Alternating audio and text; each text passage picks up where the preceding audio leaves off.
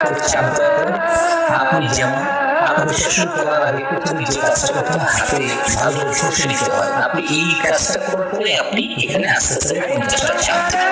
50টা চাপ দেওয়ার পর আপনি ঠিক হাতটাকে এইভাবে রাখবেন। হাতটা রেখে দুই আঙ্গুল একদম সমান করবেন। সমান করার পর আস্তে আস্তে চাপ দিতে থাকবেন। 1 2 3 4 5 6 7 এরকম আপনি 50 পর্যন্ত চাপ দেবেন।